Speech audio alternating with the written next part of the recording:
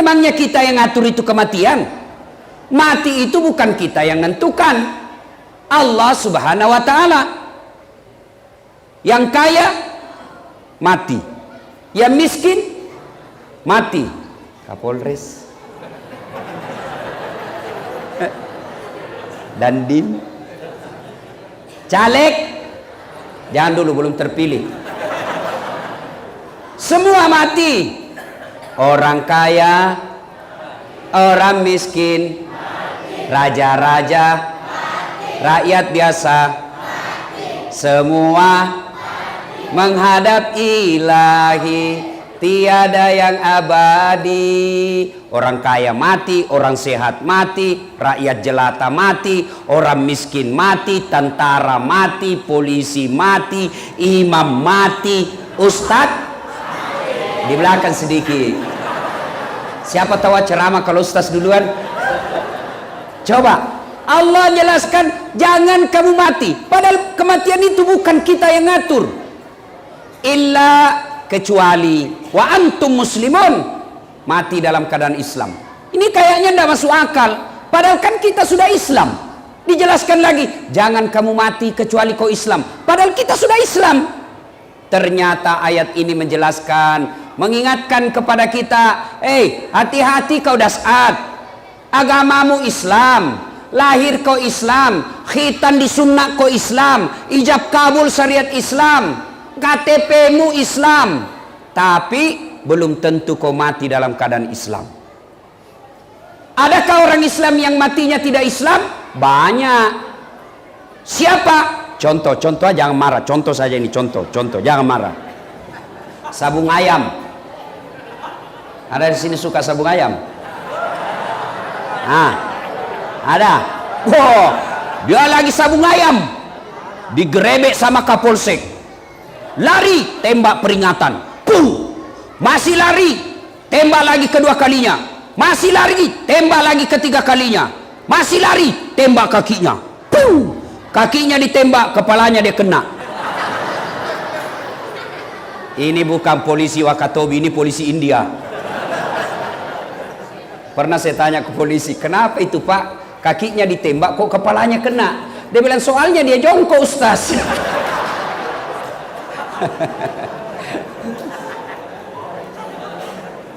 Tiba-tiba lagi judi karena dia melawan aparat, mengancam jiwa aparat, mengancam keselamatan aparat, akhirnya tembak, mati kafir. Kenapa? Dia mati dalam keadaan berjudi. Contoh lagi ya, contoh, jangan marah, contoh, jangan marah. Duda, ada duda di sini. Dilarang nikah sama anaknya, bapak ndak usah nikah, apalagi nikah, sebentar lagi pensiun. Nggak usah nikah, saya bisa atur semua pak. Bapak mau makan saya siapkan, bapak mau mandi saya siapkan, bapak mau setrika saya siapkan, semua bisa kau siapkan. Satu yang tidak bisa, ngerti? Tapi sudah tua, umurnya sudah tua, tapi baterainya tidak pernah lobet. Itu laki-laki selama masih ada jenis kelaminnya tidak pernah lobet itu. Dilarang nikah sama anaknya, akhirnya selalu nonton video porno. Dia pergi Kendari, makan obat kuat 3 biji supaya kuat. Pas makan obat kuat, overdosis, mati di atas perut. Mati kafir kau cilaka. Makanya kalau ada duda di sini, saya doakan cepat dapat jodoh. Apalagi anak muda, saweran 5.000 cari kawan, sudah dapat 50.000. Apa dibeli? Nggak usah vodka, mahal, nggak cukup. Apa? Lem pox. Dia campur lem tikus. Berarti jangan campur lem Korea, nggak mau tak buka mulutmu itu. Ngelem, overdosis, mati kafir. Lagi khamar dalam perutnya. Apalagi? Jangan marah ya, jangan marah. Pedagang, ada pedagang di sini. Biasanya orang Bugis jago pedagang itu. Dia dagang, dia tulis bensin murni Padahal dia campur minyak tanah. Kenapa kau tulis bensin murni? Kau campur pada minyak tanah. Apa dia bilang? Kan istriku namanya Murni. Nipu pembeli, minum, makan dari hasil nipu, tok, mati kafir. Apalagi? Contoh jinnya, contoh, jangan marah. Ada anak sekolah, buru-buru pergi sekolah, melanggar rambu lalu lintas, dikejar sama polisi. Kau melanggar, kau tidak lihat ini rambu-rambu. Saya lihat, Pak. Kenapa kau langgar? Saya tidak lihat, Bapak. Nah, ini pengadilan ini 250.000 dan tidak ada uangku, Pak. Kau sudah tidak ada uangmu, melanggar lagi. Mari itu 50.000. 30 uangku, Pak. Sudah, kau ambil 5.000, mari 25.000. Sudah, dia pergi makan coto. Dari 25.000 itu dia makan coto. Ternyata dia makan coto 14 mangkok coto, 14 ketupat. Kenapa ketupatnya gratis? Kekenyangan, keluar dari warung coto, disambar geng motor, pum, mati kafir. Kenapa? Ada barang korupsi dalam perutnya, barang sogok dalam perutnya. Nauzubillah min zalik. Itulah sebabnya selalu diingatkan, jangan kamu mati kecuali dalam keadaan beragama Islam. Dan yang bisa membuat kita mati kafir, yang seperti tadi saya jelaskan. Wa qalaidan, Allah kemudian berfirman, Bismillahirrahmanirrahim. Ya ayyuhalladzina amanu dukhulu fis-silmi kaffatan wa la tattabi'u khutuwatis syaitan innahu lakum adu mubin. Wahai orang-orang yang beriman, masuklah engkau ke dalam Islam secara sempurna, bukan Islam pencitraan, bukan Islam karena pil caleg. Ini caleg kalau musim pil caleg deh penampilannya kalah ustad, pakai songkok, rapi songkoknya Pak, pakai gamis, pakai serban, pakai sarung, pegang tasbih, pasang baleho di pinggir jalan 4x6. Apa dia tulis? Siap membela agama, takbir. Ternyata tidak pernah dilihat di masjid. Ini Islam pencitraan. Ini caleg banyak begini. Kalau mau dipilih rajin-rajin ke masjid, sudah terpilih tidak pernah ketemu di masjid. Ini caleg sepanjang saya dari bandara Pak, macam-macam fotonya. Ada yang bikin takut matanya.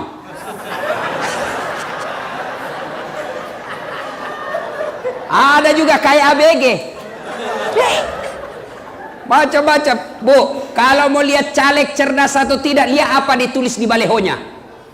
Adalah tidak jelas apa dia tulis. Yang muda yang berkarya, mengabdikan diri untuk rakyat, jiwa dan raga serta pikiranku untuk rakyat Indonesia. Pret.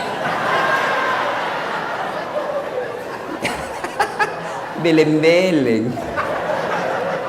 Fotonya saja nipu rakyat. Fotonya saja nipu rakyat Pak. Bersih mukanya, mulus, tidak ada jerawatnya. Begitu dilihat aslinya, hancur. Ternyata kamera 360. Ini caleg tukang tipu ini. Ada caleg di sini? Ada caleg di sini? Coba angkat tangan. Angkat tangan supaya dilihat rakyat. Promosi gratis ini. Alhamdulillah kalau ada caleg hadir pengajian. Alhamdulillah kita kesempatan untuk nasihati mereka. Kalau ada caleg yang tidak datang pengajian, sudah tidak usah pilih dia. Malas ikut pengajian.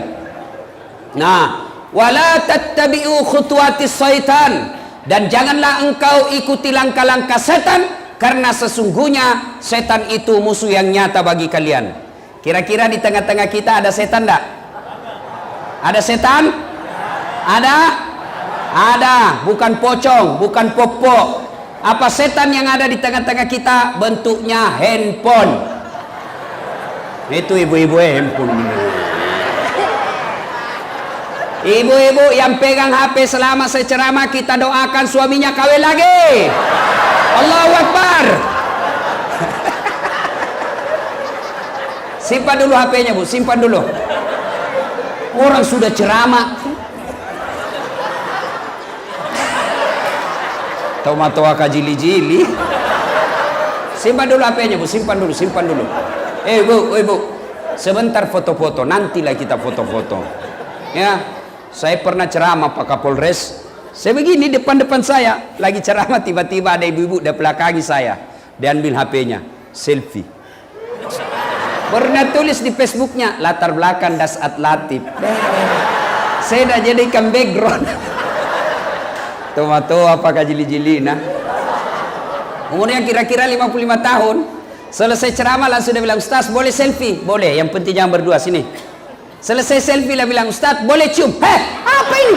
Oh cium Ustaz. Dia bilang, tidak nafsu Ustaz. Boleh, tidak nafsu, tidak boleh. Mau kau kasih mengamuk mamanya cek di rumah. Coba masih muda, boleh sedikit. Ayo simpan dulu HP-nya, kita dengar ceramah dulu ya. Simpan dulu HP-nya Pak. Selama Bapak pegang HP, selama itu Bapak tidak perhatikan ceramah. Nggak usah khawatir, ini saya rekam. Nanti Bapak bisa lihat di YouTube dan medsos. Itu ada dari pihak kepolisian juga rekam. Nanti kita konsentrasi dulu dengar ceramah. Insya Allah ada faedah ceramah kita malam ini. Ya. Wa qalaidan, Allah kemudian berfirman, Bismillahirrahmanirrahim. Innallaha wa malaikatahu yusalluna ala nabi. Ya ayyuhalladzina amanu sallu alaihi wa sallimu taslima. Sesungguhnya Allah dan para malaikatnya, Masya Allah, Allah dan para malaikatnya yusalluna ala nabi, bersalawat kepada Rasulullah. Wahai orang-orang yang beriman, bersalawatlah kalian kepada Rasulullah dengan sebaik-baik salawat. Salatullah salamullah ala toha rasulillah, salamullah ala yasin habibillah. Kenapa lobet-lobet? Ayo kita salawat sama-sama, atau kita dengar dulu suaranya. Mana kencang suaranya ibu-ibu dengan bapak-bapak? Ya? Bapak-bapak diam dulu, ibu-ibu kita dengar. Mana lebih kencang suaranya ibu-ibu? Ibu-ibu dulu, ayo ibu. Adik-adik diam, bapak diam, kita dengar suara ibu-ibu. Ayo. Salatullah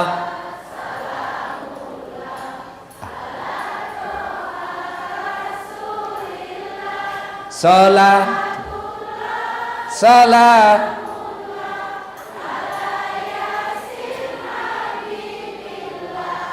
ini namanya tidak keras tapi merdu.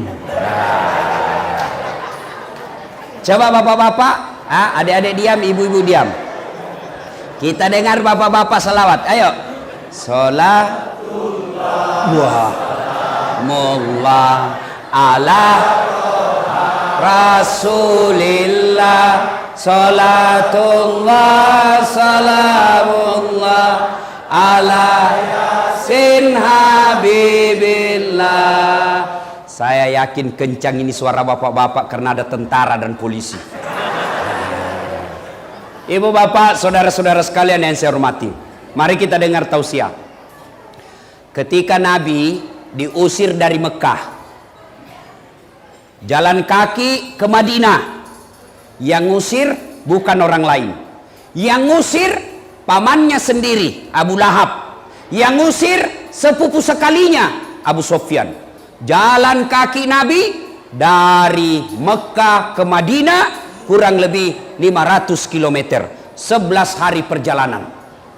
Begitu sampai di Madinah, beliau kumpul seluruh sahabat, baik yang Ansor, orang penduduk asli Madinah, maupun yang muhajir, sahabat-sahabat yang hijrah dari Mekah ikut bersama Nabi. Jadi pendatang dan penduduk asli. Nabi kemudian naik mimbar lalu berpidato. Hari ini saya tidak naik mimbar. Kenapa? Kalau saya di atas mimbar Pak, kepalaku saja kelihatan. Tidak enak karena saya pendek. Tidak enak ceramah saya begini Pak. Maka saya tidak pakai mimbar ya. Nabi kumpul sahabat, lalu beliau bertanya, saudara-saudara sekalian, mau kalian saya tunjukkan amalan, perbuatan, tingkah laku yang kalian kalau lakukan kalian akan sukses, bukan hanya di dunia, tapi insya Allah selamat sampai di akhirat.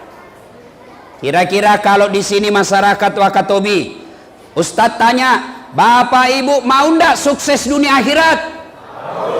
Pasti mau. Namanya sukses di akhirat, selamat di akhirat, selamat di dunia, selamat di akhirat. Maksudnya apa? di dunia dia Kapolres, di dunia dia dandim, dan di akhirat juga pun masuk surga. Itu namanya selamat dunia akhirat. Turun jabatannya. Di dunia dia orang kaya, di dunia dia anggota DPR, sampai di akhirat masuk neraka. Ini namanya hebat di dunia, sengsara di akhirat. Yang Nabi tawarkan, kalian sukses di dunia dan insya Allah berjaya di akhirat. Pasti jawabannya mau. Nih 5 resepnya. 5 saja resepnya. Lebih susah jadi caleg. Apa resepnya kata Nabi? 1, kalian Wakatobi penduduknya, Wanci dan sekitarnya, kalian kalau mau sukses kata Nabi, utlubul ilma, tuntut ilmu pengetahuan, belajarlah kalian. Begitu pentingnya kita ini ilmu pengetahuan. Ayat pertama turun dalam Islam bukan perintah puasa, bukan perintah solat, bukan perintah haji, bukan perintah zakat, tapi ayat pertama turun Iqra, baca.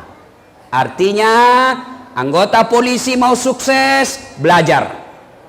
Anggota tentara mau sukses, belajar. Pegawai negeri mau sukses, belajar. Dengan cara apa? Sekolah lagi. Apalagi adik-adik, jadi jangan pengangguran. Kalau kalian pengangguran, maka kalau bapaknya petani, anaknya juga pengangguran, maka kalian juga nanti akan jadi petani yang tidak akan meningkatkan kesejahteraan hidup kalian. Belajar. Ustadz, saya miskin Ustadz, orang tuaku miskin. Orang tuamu miskin, tapi Tuhan kita, Allah kita maha kaya. Saya kalau lihat orang tua saya, tidak mungkin bisa tinggi sekolah saya. Kalau lihat bapak saya, tidak mungkin saya tinggi sekolah-sekolah. Kenapa? Bapak saya petani penggarap. Tahu namanya petani penggarap? Sawahnya orang dia kerja, bukan sawah pribadi. Sawahnya orang dia kerja. Masuk 10 karung, 9 karung punya yang punya sawah, 1 karung buat bapak saya. Berapa bersaudara kami? 14 bersaudara. Kenapa kaget? Bagus itu kalau 14. Daripada cuma 2, 1 ditangkap, 1 digigit anjing gila, habis. Kalau 14, 1 ditangkap, masih ada 13. 1 tenggelam, masih ada 12. Masya Allah. 1 kesetrum, masih ada 10. Coba. Kalau lihat pekerjaan bapak saya, tidak mungkin saya bisa sekolah tinggi-tinggi. Tapi selalu dia bilang bapakku, ambokmu kasiasi, tapi pungallah ta'ala sogi. Bapakmu miskin, tapi Tuhanmu maha kaya. Mana buktinya? Ada ndak di sini mati kelaparan? Ada di sini mati kelaparan? Tidak ada. Berarti tidak usah cemas. Allah maha kaya. Sekolahkan anaknya Pak Ketua DPR, bikinlah peraturan, bikin perda yang membuat anak-anak miskin Wakatobi bisa dapat beasiswa, mereka yang cerdas-cerdas. Anggota DPR bikinlah aturan yang bisa membuat masyarakat kita Wakatobi cerdas. Kalau sumber daya alam kita miskin, saya dari bandara sampai sini saya bilang bagaimana orang bisa usaha di sini? Kiri kanan batu karang.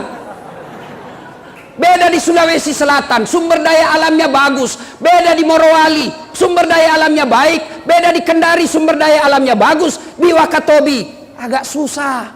Tapi wala tai'asu min rauhillah, jangan kau putus asa. Ada sumber apa? Kalau kita tidak punya sumber daya alam, maka sumber daya manusianya yang kita tempa. Gimana caranya? Cari anak-anak orang kaya Wakatobi, sekolahkan, kasih beasiswa, remaja masjid, cari yang cerdas, kirim dia sekolah, pulang kampung, bangun kampungmu. Ini tidak. Oh, ibadah bisa salah-salah tanpa ilmu. Hidup bisa sengsara tanpa ilmu. Hidup bisa susah tanpa ilmu. Contoh, ada yang tanya saya ceramah begini, bapak-bapak kalau Ramadan yang tidak boleh berhubungan suami istri dari subuh sampai maghrib, tidak boleh. Kalau bapak berhubungan suami istri di siang hari, maka bapak denda puasa 60 hari berturut-turut. Itu kalau siang. Kalau maghrib sampai subuh boleh, biar berapa kali semampumu. Saya ceramah begini, tiba-tiba ada datang bapak-bapak, kira-kira usianya 30 tahun. Dia bilang, Ustaz, serius gitu tadi? Iya. Boleh kalau siang, Ustaz? Ih, tidak boleh. Malam? Ah, malam boleh. Masa boleh malam, Ustaz? Boleh. Halal, halal. Dia bilang, astagfirullah Ustaz, saya sudah 3 tahun, biar malam tidak juga.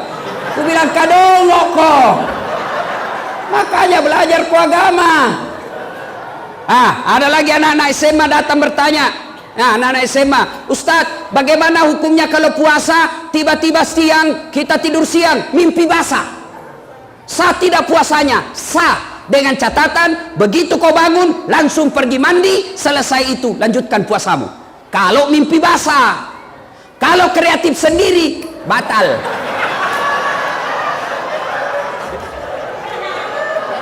Coba. Ada lagi yang tanya, Ustadz, kalau Ramadan, tiba-tiba kita berhubungan suami istri, apakah langsung mandi? Subuh mandi kalau sebelum makan sahur. Kalau kalian makan sahur jam 2, berarti mandi setengah 2. Salah. Jadi kapan Ustadz? Terakhir pi. Maksudnya apa? Bayangkan, sudah buka sepi rumah. Begitu, masa mandi lagi? Langsung mandi. Sekalinya pulang taraweh, begitu lagi sama istrinya, mandi lagi. Begitu tengah malam, begitu lagi, mandi lagi. Makan sahur, sebelum makan sahur, begitu lagi, mandi lagi. 4 kali mandi satu malam, mesek kok. Jadi bagaimana caranya Ustaz? Terakhir pi. Yang tadinya Ustaz, sudah begitu, tidak wajib mandi, wudhu saja, cuci alena beliau. Sudah tidur. Bangun begitu lagi, tidak usah mandi. Kapan mandi? Nanti mau sholat subuh baru mandi. Ya, baru kita tahu toh. Makanya belajar kok. Coba. Ada lagi orang sholat begini. Saya lihat sholat begini Pak. Takbirnya Allah. Dia begini takbirnya. Ada juga begini. Ada juga begini. Wah, macam-macam takbirnya. Saya pergi tanya, apa itu yang begini? Dia bilang, saya tulis Allah. Oh iya, masuk akal. Saya bilang, mana dalilnya? Dia bilang, tidak, nenekku dulu ajar Kak. Nenekmu Nabi. Ini juga bisa saya artikan 3-0. Itulah pentingnya ibadah. Ada juga orang sholat, pentingnya ilmu. Ada orang sholat, di sampingnya ada dia kasih begini tangannya. Goyang-goyang begini. Ini anak muda di sampingnya, dia lihat, ini orang tua, goyang tangannya. Wah, dia lebih kencang. Ditanya, kenapa kau lebih kencang? Nah, bilang, itu kan sudah tua, lobek Ustaz. Kalau saya full casa, salah kok. Ayo, ada lagi sholat berjamaah, Allahu Akbar. Imam sudah baca surat pendek 9, waladhdallin, amin. Imam baca Bismillahirrahmanirrahim, Qul huwallahu ahad. Dia baru masuk, Allahu Akbar. Baru dia baca Allahu Akbar kabira walhamdulillahi katsira subhanallahi bukratan. Allahu Akbar, imam sudah Allahu Akbar. Maka orang ini ketinggalan 1 rakaat. Kenapa? Karena dia membaca yang sunnah, sementara dia tidak baca Fatihah pada ada waktunya untuk baca Fatihah.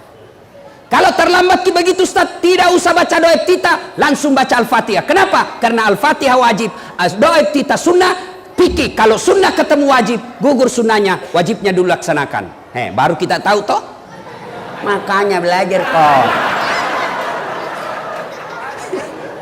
Ayo, jelas, belajar. Masya Allah. Ayat pertama turun, Iqra, bacalah tentang ilmu kepolisian supaya kalian cepat jadi jenderal. Bacalah ilmu tentang pertahanan negara supaya kalian bisa jadi kasat secepatnya. Bacalah tentang ilmu bumi supaya kalian menjadi insinyur geologi. Baca tentang pertanian supaya kalian jadi sarjana pertanian yang handal. Sudah itu kembali kau ke Wakatobi, bangun kau punya kampung. Belajar. Alhamdulillah, orang yang belajar dengan baik dia tekuni ilmunya. Allah janji, polisi yang belajar dengan baik, tentara yang belajar dengan baik, ASN yang belajar dengan baik, Allah janji. Apa janji Allah?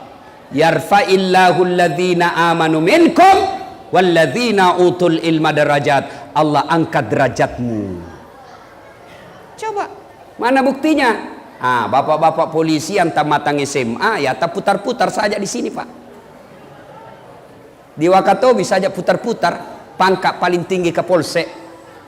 Tapi kalau bapak sekolah, naik sekolah terus, insya Allah bisa jadi Kapolres. Allah angkat derajatnya. Kalau Kapolres, di depan kau duduk, bos. Kalau kau satu di belakang kau jaga motor.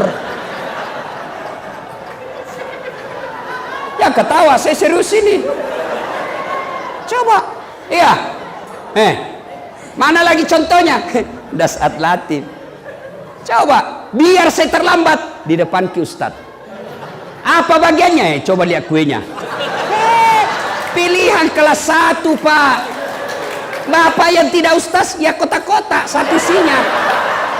Itu sudah Allah buktikan. Allah angkat derajatmu. Kalau kau punya ilmu, Allah angkat derajatmu.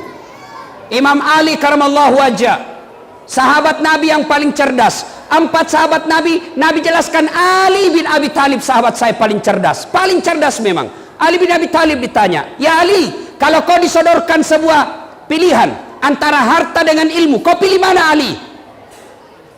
Ibu-ibu, kalau saya tanya ki, ibu-ibu, saya sodorkan ki iPhone X dengan kitab Durratun Nasihin, pilih mana, Bu? Pilih kitab pencitraan. Pasti pilih handphone. Ali bin Abi Thalib ditanya, Ali, kau dikasih harta dengan ilmu, pilih mana? Ali punya pikir, wah, saya pilih ilmu. Panas juga orang ceramah sini, Pak. Kenapa pilih ilmu, Ali? Kata Ali, ada 3 kelebihan ilmu dibanding harta. Ada 3 keutamaan ilmu, kehebatan ilmu dibanding harta. Apa itu? Kata Ali. 1, harta setengah mati kau jaga, ilmu dia yang jaga kamu. Contoh, bapak punya uang 5 juta, kasih masuk di safety box, belek-belek. Bapak ndak tahu kalau bilang ke safety box belek-belek. Itu belek-belek dikasih gembok. Sudah itu belek-belek dikasih gembok, dikasih masuk lemari. Lemari digembok juga. 2 mi gemboknya. Keluar kamar, kamar digembok. 3 gemboknya. Keluar rumah, gembok rumah. 4 gemboknya. Keluar pagar, gembok pagar. 5 gemboknya. Sampai di pasar hilang kuncinya. Ayo, setengah mati dijaga itu uang. Iya, setengah mati kita jaga uang. Sementara ilmu dia yang jaga kamu. Mana contohnya? Pak Dandim, Kapolres, Ketua DPR, ada semua itu yang jaga. Di rumah dinas ada polisi yang jaga. Kemana-mana dikawal patroli. Kenapa? Karena punya ilmu. Dijaga kalau orang punya ilmu, Pak. Harta setengah mati kau jaga dia. Ilmu dia yang jaga kamu. Yang kedua kelebihan ilmu. Dengan ilmu kau bisa dapat harta, tapi dengan harta belum tentu kau dapat ilmu. Saya ulang, dengan ilmu kau bisa dapat harta, tapi dengan harta belum tentu kau dapat ilmu. Contoh, dengan ilmu bisa dapat harta.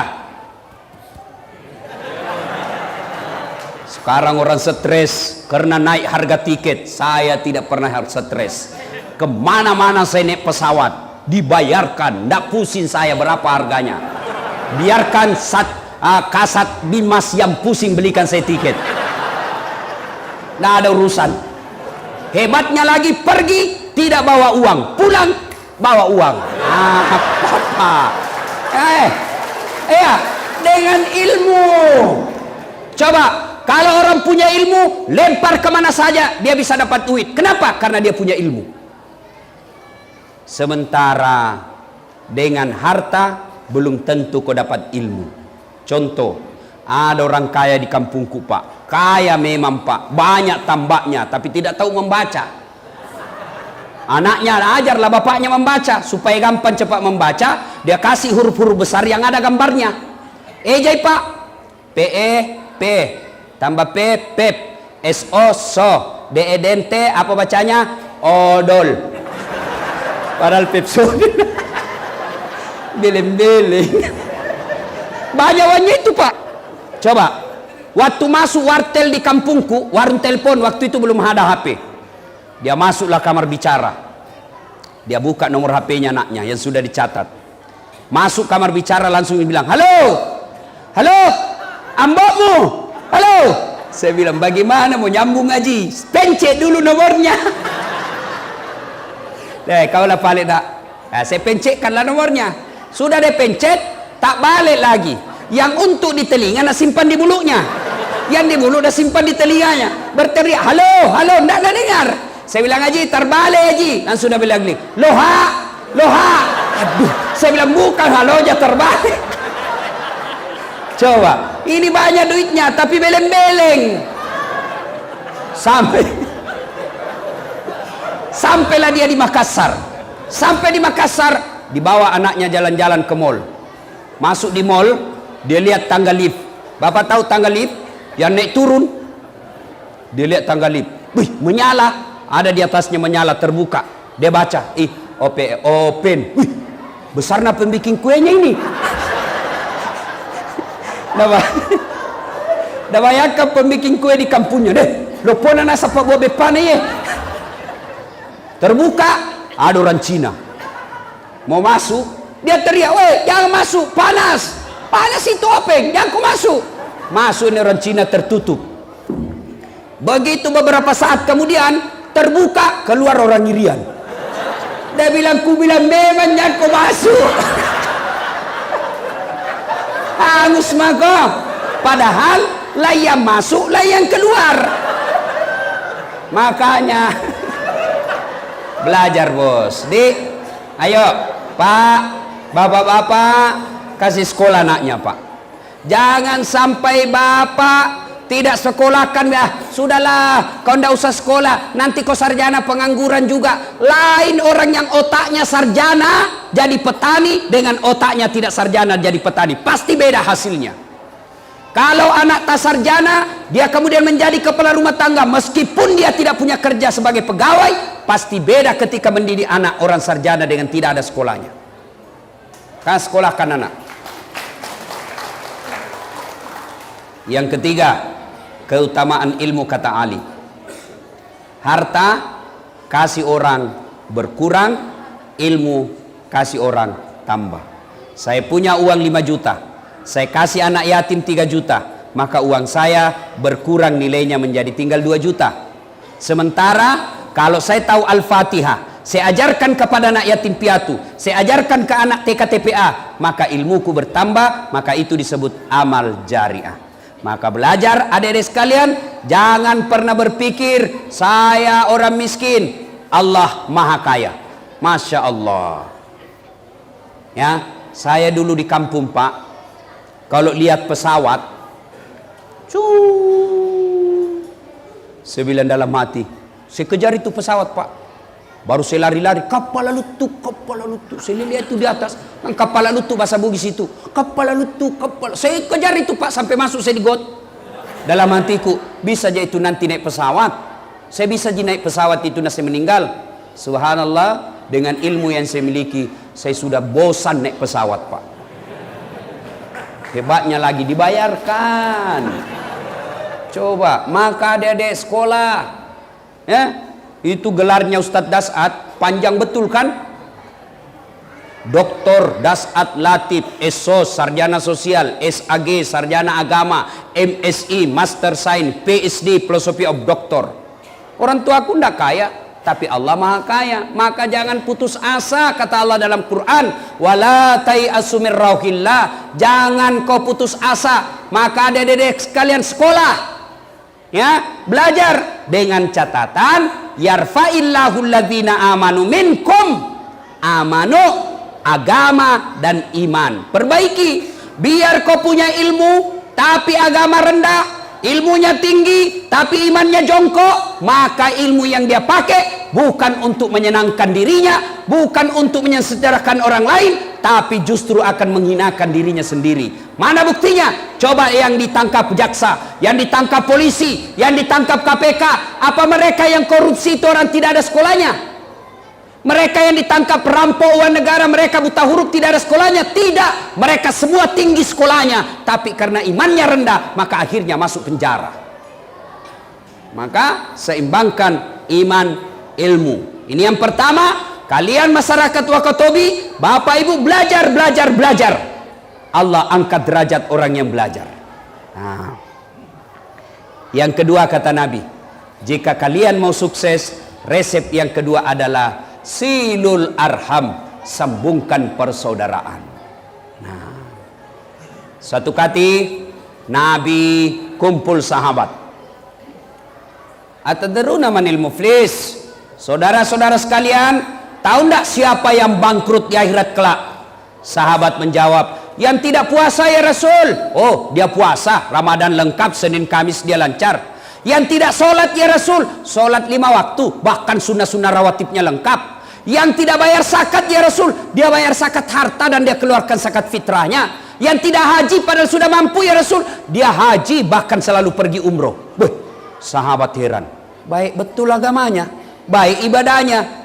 Kalau begitu siapa yang bangkrut ya Rasul? Nabi menjelaskan, jarusu wa khati'ur rahim, tetangga yang jahat sama tetangganya dan dia memutuskan persaudaraan.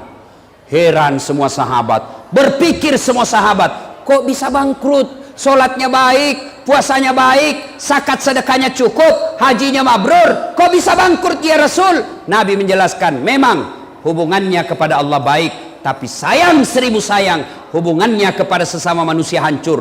Depan rumahnya dia musuhan, sebelah kanannya dia bertengkar, sebelah kirinya dia gaduh, sebelah belakang rumahnya dia musuhi. Tidak ada orang dianggap akur, semua dimusuhi. Sehingga nanti di akhirat ketika dia setor pahalanya, ya Allah ini sholatku, datang tetangganya, tunggu dulu Tuhan, saya pernah bertetangga di Wakatobi, dia serobot tanahku 1 meter, saya mau lawan tapi dia polisi. Nah kasih lihat kak senjatanya, mundur kak, lapor di Polres, Polres juga temannya, Pak Serama.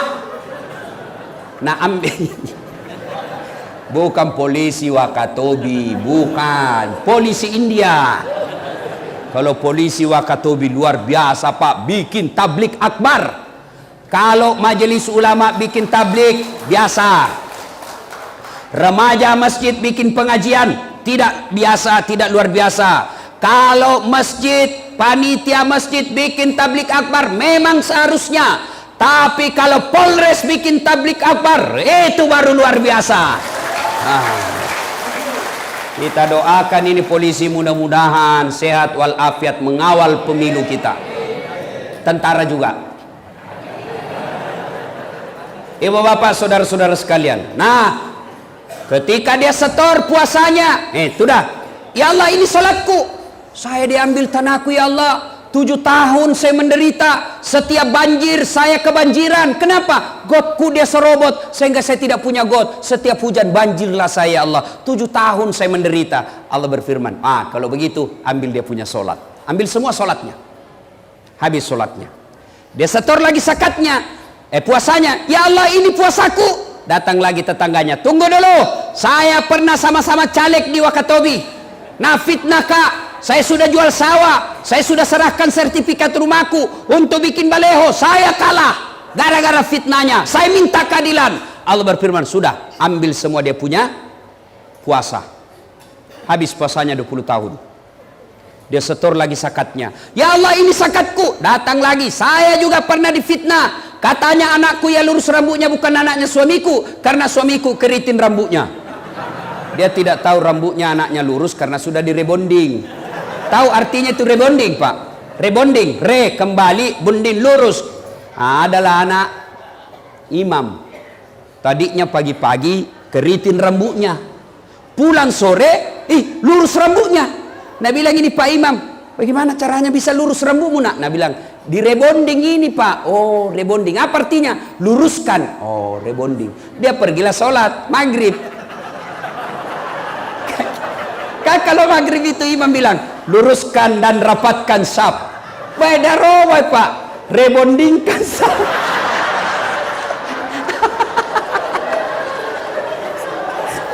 Imam Bode. Masya Allah.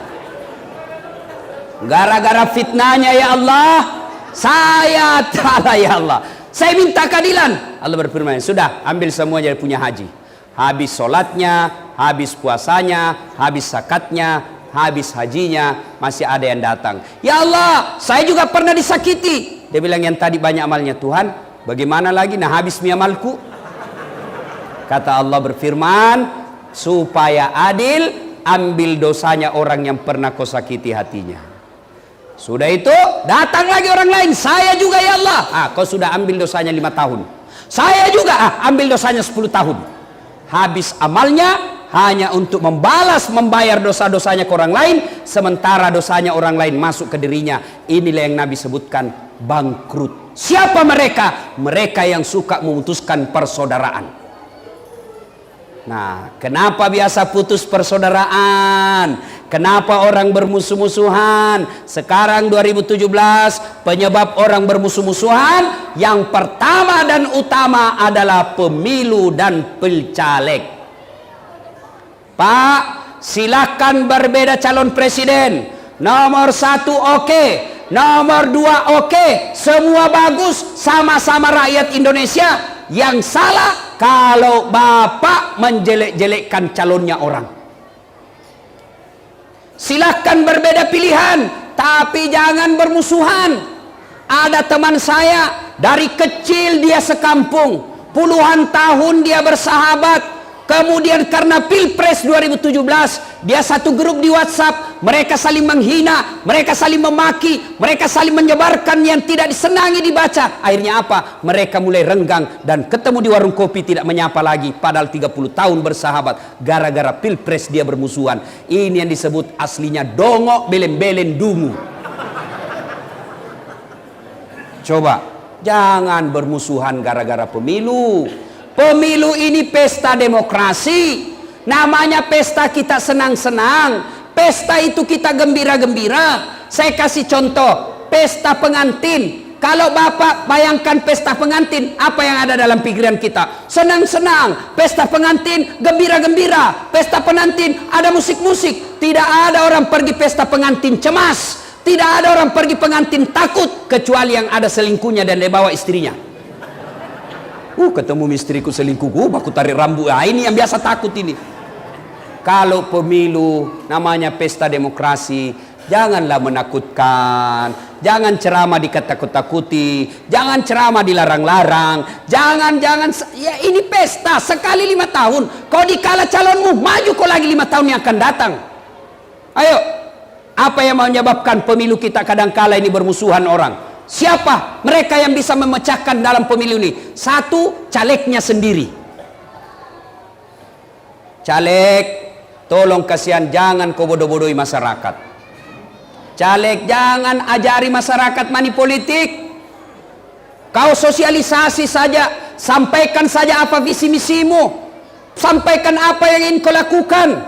Tidak usah bawa duit sogok masyarakat, jangan beli masyarakat. Sampaikan saja, kerja saja dari pintu ke pintu. Bawa kartu namamu, bawa visi misimu. So ditudah itu kau berdoa kepada Allah dalam salat tahajud. Minta kau kepada Allah. Kalau Allah yang getarkan hatinya orang, tidak ada yang mustahil buat Allah. Tidak usah kau bawa duit. Kasih duit 300.000, bodoh-bodohi masyarakat. Ya, sampaikan saja visi misimu. Balehomu jangan macam-macam kata-katanya. Bikin yang jelas, yang bisa diukur. Misal, insya Allah saya terpilih di Wakatobi, garam gratis. Jelas itu kerjanya. Kalau saya terpilih, pupuk di Wakatobi gampang kau temukan. Itu jelas. Jangan hidup mati bersama rakyat. Apa maksudmu, bos?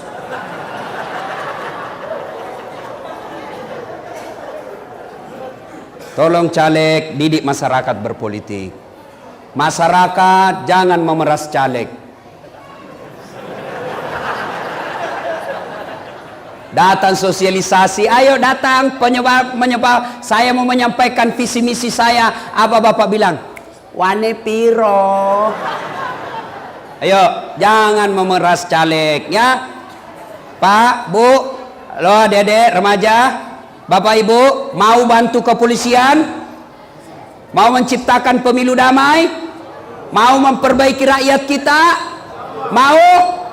Kalau ada caleg kasih duit, kalau ada caleg bawa sembako, rekam. Sudah itu syuting, bawa ke Panwas, lapor, suruh tangkap. Kenapa? Dia merusak negara kita. Panwas, KPU, tolong kalau ada laporan tindak lanjuti, jangan pilih-pilih merek. Rakyat, pilih pemimpin yang baik menurut kalian, tidak usah bertengkar. Ya, caleg, oke, baiki semua, insya Allah negara baik. Bayangkan kalau tidak ada lagi money politik, orang-orang cerdas di Wakatobi bisa jadi caleg, mereka tidak perlu pikir duit. Maka jadilah anggota DPR sarjana pertanian yang cerdas, sarjana kelautan yang cerdas, sarjana perikanan yang cerdas. Mereka masuk anggota DPR bukan karena ada duitnya, tapi karena memang otaknya cerdas. Jelas? Nah, yang kedua, yang bisa rusak ini pemilu. Apa? Tim sukses. Disuruh bikin baleho 10, 3 nak bikin hilang 7. Begitu dia bilang mana 7, dia bilang kena angin pak. Ini juga tim sukses ini. Jangan kau makan uangnya orang. Jadi tim sukses dia yang sukses. Nah bilang orang pak kena wali-wali. Jangan, jadilah tim sukses yang berpikir untuk kemajuan bangsa kita. Kalau calonmu kalah, jangan kau menjadi provokator. Berikan pemahaman kepada calon kita. Tahun ini kita kalah pak, insya Allah 5 tahun yang akan datang lebih gampang kita sosialisasi, karena kita sudah punya modal tahun ini. Ini rata-rata tim sukses itu pemborong. Ada pemborong di sini? Pernah dengar ceritanya pemborong di akhirat? Pernah? Jadi ini di akhirat baku SMS penghuni sorga sama penghuni neraka. Nah bilang penghuni sorga, bagaimana kabarmu di situ di neraka? Nah bilang, tidak ada enaknya. Di belender aja kita terus di sini. Tidak ada jam istirahat, menderita terus. Nah bilang, kau di situ di sorga bagaimana? Nah bilang, alhamdulillah enaknya ini di sorga. Baru dibayangkan sudah ada di depan kita. 1 laki-laki, 7 bidadari, 7 bidadari. Ini perawan terus, tidak pernah kentut. Tidak seperti cerita di rumah 11 kali kentut 1 hari. Masya Allah. Pernah selesai ceramah begini, tiba-tiba ada ibu-ibu datang. Ustadz, betul ki itu 1 laki-laki 7 bidadari? Iya bu. Jadi suamiku juga nanti ada bidadarinya? Iya 7. Dia bilang, Ustadz, bolehkah saya nanti berdoa? Ya Allah, sudahlah jangan kau berikan suamiku bidadari, cukuplah saya bidadarinya dunia akhirat. Saya bilang, ibu ini betul-betul sudah menjajah dan menyiksa suaminya di dunia, mau lagi lanjut di akhirat.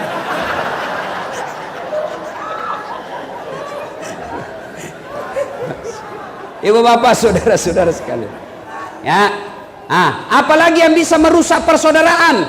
Apalagi hoax. Apa itu hoax? Berita bohong, berita fitnah, berita menyebarkan kebencian, isi-isinya menghasut. Itu bahaya.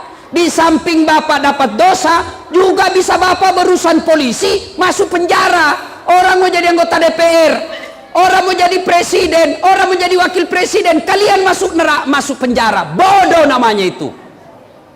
Jangankan fitnah, jangankan berita tidak benar, jangankan berita menghasut, berita benar saja tidak boleh disebarkan kalau itu mengancam persaudaraan kita.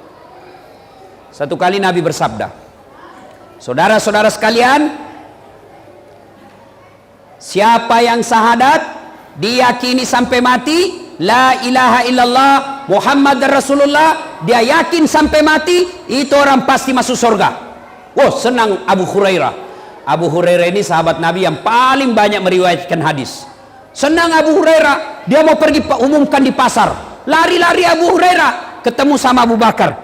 Abu Hurairah mau ke kemana buru-buru? Saya mau menyampaikan berita gembira. Apa? Baru saja saya dengar Nabi bersabda, siapa yang syahadat diyakini sampai mati pasti masuk surga. Umar bilang, betulkah Nabi bilang begitu? Betul. Umar bilang, saya tidak percaya. Ayo, coba kita datang kepada Nabi. Saya mau dengar langsung dari Nabi. Ini dalam teori jurnalistik disebut check and recheck. Qurannya disebut patabayanu, bertabayun. Bahasa Indonesianya klarifikasi. Umar bilang, tunggu dulu, apa betul Nabi bilang begitu? Umar sama Abu Hurairah datang kepada Nabi. Ya Rasulullah, katanya Anda mengucapkan, siapa yang mengucapkan 2 kalimat syahadat diyakini sampai mati pasti masuk surga. Apa betul begitu ya Rasul? Nabi jelaskan, betul. Umar bilang, masalahnya ini Abu Hurairah mau umumkan di pasar. Terus kenapa? Jangan ya Rasul. Kenapa? Nanti salah paham orang. Yang penting kau syahadat biar judi masuk surga. Yang penting kau syahadat biar berzina masuk surga. Yang penting kau syahadat biar salat tidak salat masuk surga. Nanti salah paham orang awam ya Rasul. Nabi jelaskan, oh iya, kalau ini jangan diumumkan di rakyat biasa, nanti orang salah paham. Sehingga kita dalam Islam ada yang disebut likulli makam makal wa likulli makal makam. Setiap tempat ada bahasa yang cocok untuk tempat itu, dan setiap bahasa ada yang cocok tempat untuk bahasa itu.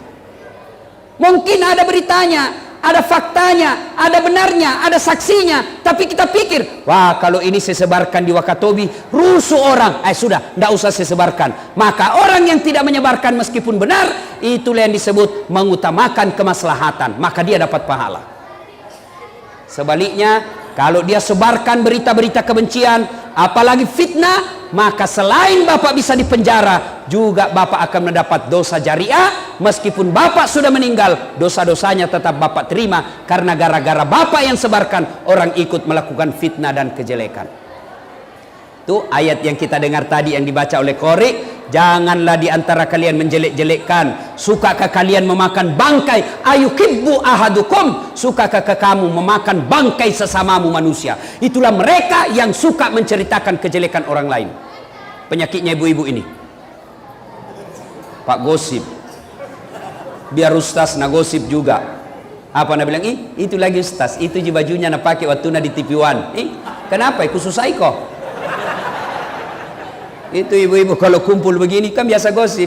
Tidak nak cerita tapi baku kopi itu. Apa? Apa?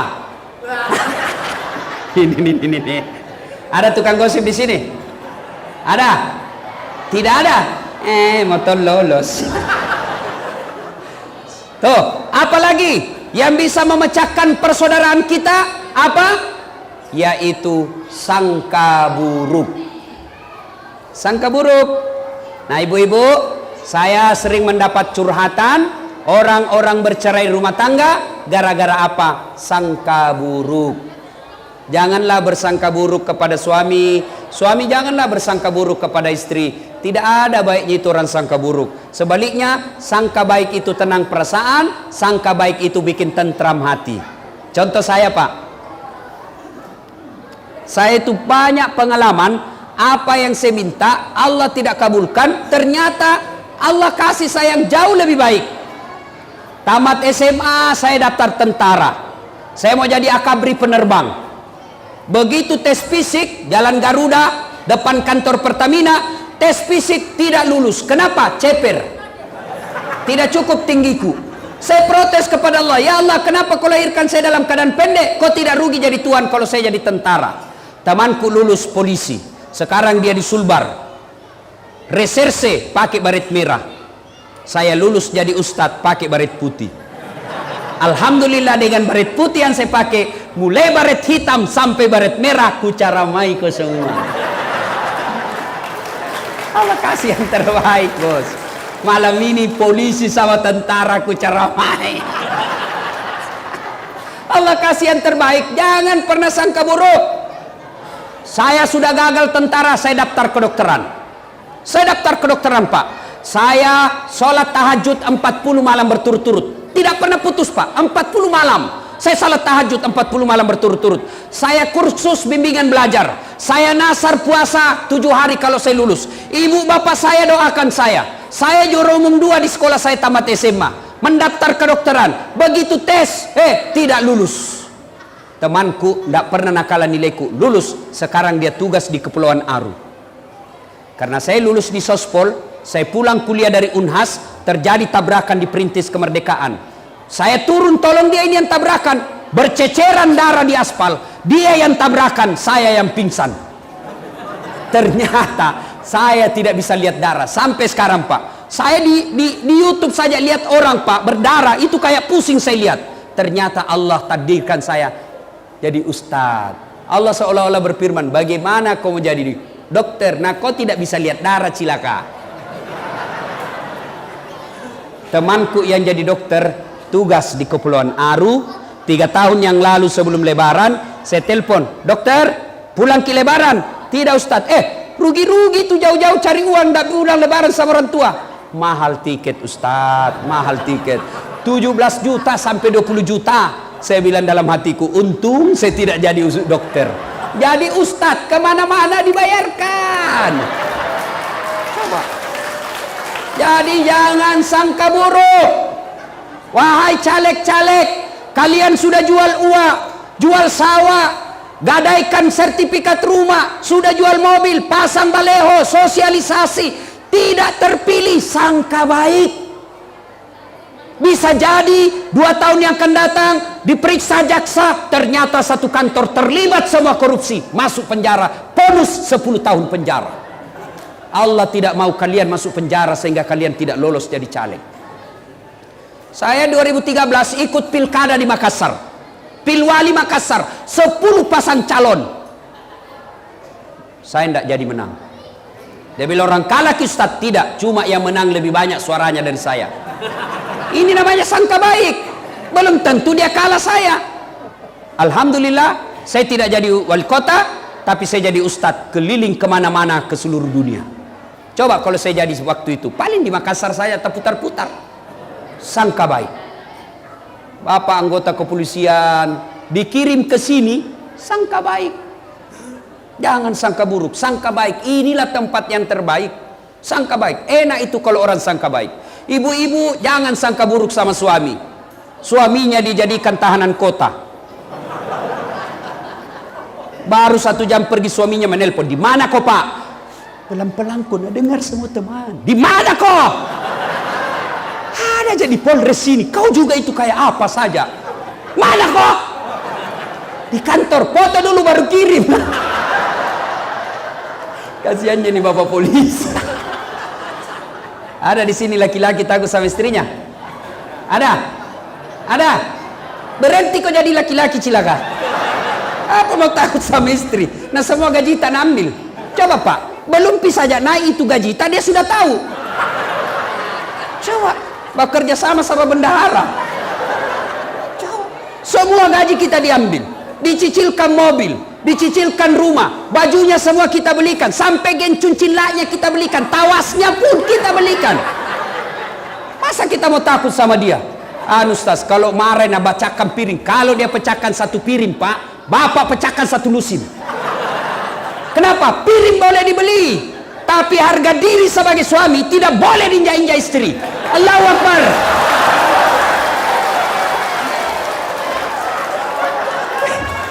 Berani Pak polisi? Mana ada polisi tidak takut sama istrinya? Tidak ada itu polisi tidak takut sama istrinya. Itu Ibu Bayangkari, dede sakang Pak. Nah bilang temanku, sebenarnya itu polisi Ustaz tidak takut sama istrinya. Cuma ini istri suka melapor sama istrinya komandan. Dan komandan juga takut sama istrinya.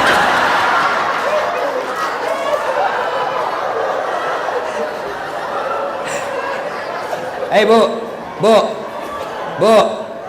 Ibu, Bu, mau ki masuk surga dengan gampang? Stres. Mau Ibu? Betul. Suruh suami tak kawin lagi. Mana yang mau tadi? Dan sudah bilang ibu-ibu, banyak jalan menuju surga. Memang banyak tapi jalannya macet. Bu, ale bu, ibu tidak bakal masuki surga kalau kita suka sakiti hati suami kita. Siapa bilang begitu, Ustaz? Rasulullah Muhammad sallallahu alaihi wasallam. Nabi menjelaskan, andai saja manusia boleh sujud kepada sesamanya manusia, maka istri saya wajibkan sujud kepada suaminya. Kenapa? Karena dosa istri ditanggung oleh kami suamimu.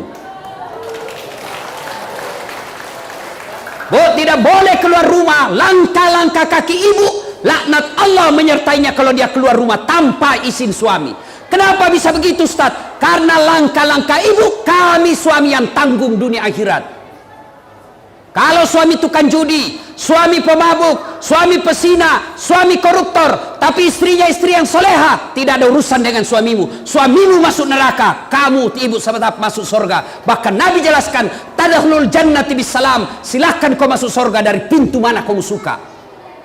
Beda kami laki-laki, suaminya ulama, suaminya penghafal Quran, suaminya rajin ibadah, istrinya tidak pakai jilbab, istrinya tukang gosip, istrinya tidak sholat, istrinya tidak puasa. Meskipun suaminya ulama, suaminya tetap masuk neraka menemani istrinya. Ku ampusakum wa ahlikum nara. Maka ibu jangan pernah keluar rumah tanpa izin suami. Maka fungsi suami bukan sekedar cari nafkah, fungsi suami bukan sekadar melindungi istri, fungsi suami bukan sekadar mendidik istri, tapi yang pertama dan utama fungsi suami bagi ibu adalah cari ridanya suamimu, karena ridanya suamimu adalah ridanya Allah. Paham? Bu, maka jangan susah itu jadi suami, Pak. Maka ibu-ibu hargai itu suami, tak kasihan. Nah, carikan ki uang. Kadangkala di kantor dimaki-maki sama komandannya, biar cocok ditinju perutnya. Siap salah komandan, siap salah komandan, salah komandan.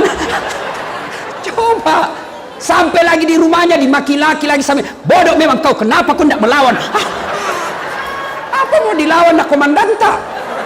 Coba di kantor dimaki-maki, di rumah dimaki-maki, terpasan anak muda di jalan yang jalan pada ditempel empak-pak. Bu, jangan ketawa, saya serius ini. Ibu-ibu ini biasa suaminya dia tidak hargai. Datang temannya suaminya dia perlihatkan bahwa lihat kok suamiku saya atur. Datang keluarganya suaminya dia kasih lihat, lihat kok saya atur suamiku. Datang mertuanya, lihat kok suamimu anakmu saya atur. Bagaimana suami kita mau tenang di rumah? Jadilah istri yang soleha, yang menenangkan hati para petugas. Bagaimana suami kita mau bekerja di kantor dengan baik kalau istrinya suka maki-maki? Bagaimana istri suami kita mau cari nafkah dengan tenang kalau ibu selalu menteror? Tidak bisa dipercaya. Suaminya pergi, dia juga pergi ngelayap. Suaminya kasihan pergi ke laut cari penjahat di laut. Istrinya pergi tawaf. Nah, kelilingi semua satu komplek. Mau tahu nak tahu semua isi rumahnya orang. Beli kulkas na cicil gitu. Nah, lebih tinggi. Kau nak suruh bayar. Ini semua. Jangan ketawa, saya serius ini. Bu, harga itu suami kasihan. Setengah mati itu suami tak carikan ki uang. Nah, tanggung ki dunia akhirat. Ya, jangan muliakan suami. Kalau suami tak tidak baik sifatnya, dia yang berurusan dengan Allah. Yang penting ibu cari ridha suami. Insyaallah, ya bisa ibu. Coba ki kalau pulang kodong ini suami tak pengamanan pemilu. Stres terus, ada orang demo suami tak lagi, bukan dia yang punya masalah, tapi dia dihadapkan dengan pendemo, padahal pemerintah yang bikin masalah. Berhadapan dengan dilempar, sampai di rumah dimaki-maki sama istri, mau makan tidak ada makanan. Bagaimana suami tak mau semangat? Coba beda kalau pulang suami tak kita hibur, dimarah-marah sama komandan. Ya memang begitulah sayang, syukur kita ada kerja tak. Bayangkan itu sepupu tak kodong yang pengangguran, tenang dia punya perasaan. Pulang suami tak kita sambut, assalamualaikum kakandaku arjunaku. Pulang suami tak kita sambut dengan lagu, bila kamu di sisiku, hati rasa sahdu. Marah-marah suami tak kita menyanyi saja, insaflah wah. itu lagunya ibu-ibu dulu. Nggak ada majelis taklimnya, nggak ada baju seragamnya, nggak pernah ikut pengajian, tapi sopan sama suaminya. Coba Mi. Sekarang ibu-ibu bukan lagu-lagunya begitu. Apa lagunya? Yo, yo ayo, yo ayo, yo. Ayo apa? Ayo poligami ya. Ya, pulang suaminya ndak pernah rapi-rapi, daster tinggi sebelah, kelihatan tali BH, panjang bulu kalepaknya, ada bedaknya, nak kasih bontek matanya, ndak pakai sisir. Pulang suaminya, nak bilang suaminya, astagfirullah, gorilla. Bagaimana kita suami ndak stres? Di kantor kepoluan cantik-cantik, di jalan SPG manis-manis, menyapa dengan sopan, assalamualaikum komandan, bagaimana kabar? Sampai di rumah, wa ilaha illallah, nonton TV di atas kakinya, makan cang goreng, menguap lagi depan suami sambil angkat kete.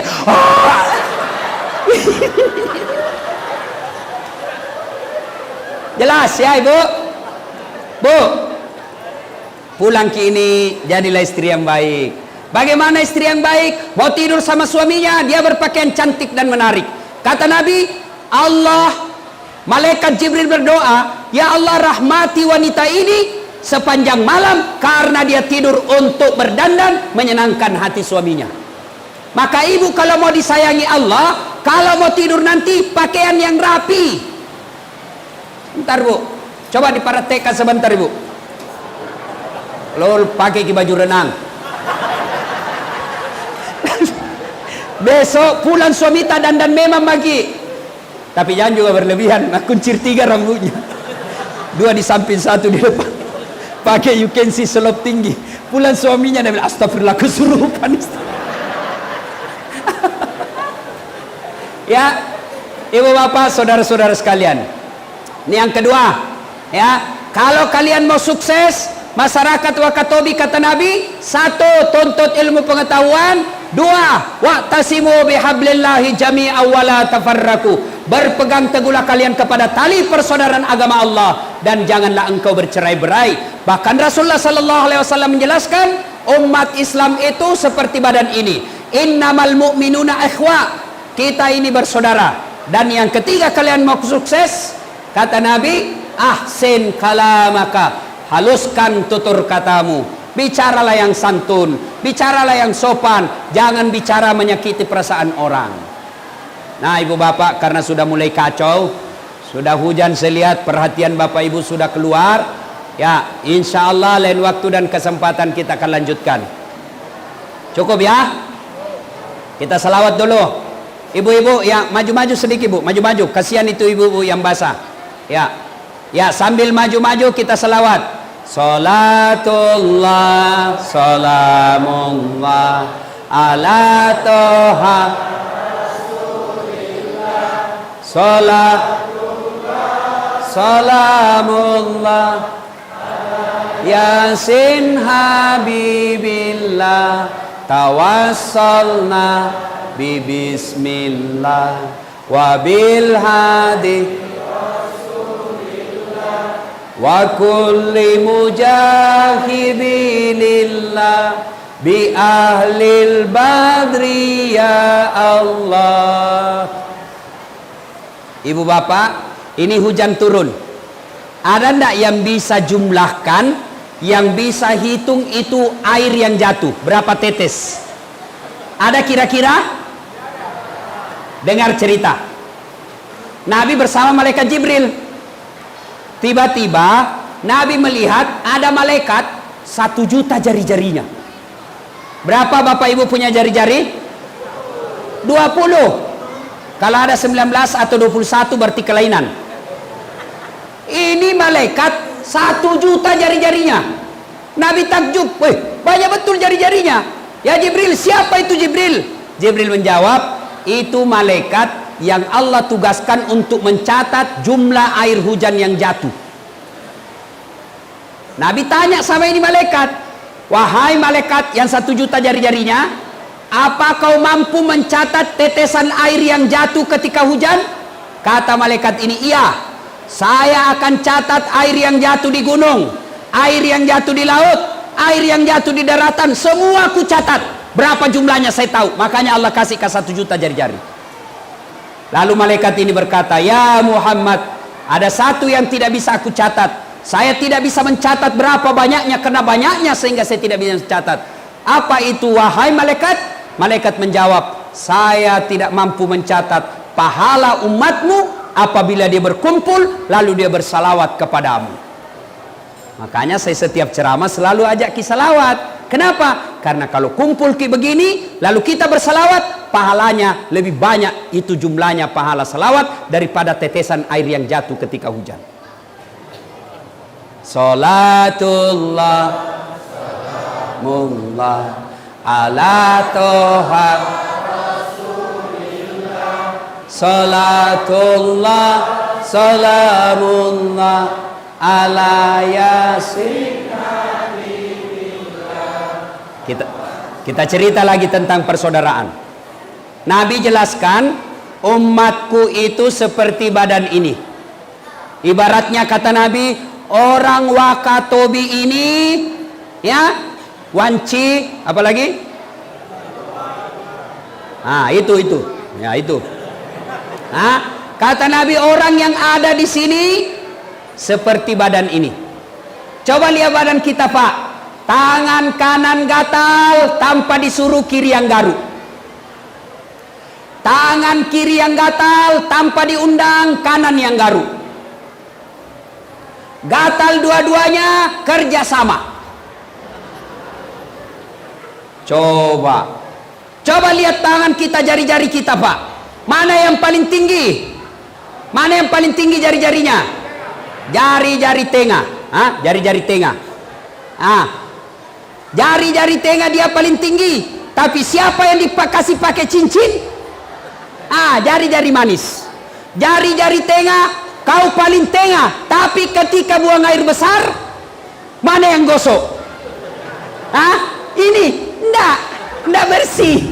Mana yang gosok? Kamu yang panjang. Coba itu tubuh adil. Coba. Maka kita di Wakatobi ini seperti badan ini. Coba lihat badan, Pak. Satu sakit, yang lain ikut merasakan. Ya, kalau ada masyarakat Wakatobi diserang, disakiti, maka kita semua ikut merasa disakiti. Coba lihat, kalau kita jalan, malam-malam jalan, tahan tuh kakinya, begitu tahan tuh kaki, langsung itu mulut meniup. Mata mencari mana yang luka, tangan mencari obat, kasih. Padahal kaki yang tahan tuh. Tidak ada orang tahan tuh kakinya, cek, langsung Nabi bilang mulut, siapa suruh kau jalan? Pergi mah kau jalan kau lagi pasole. Enggak.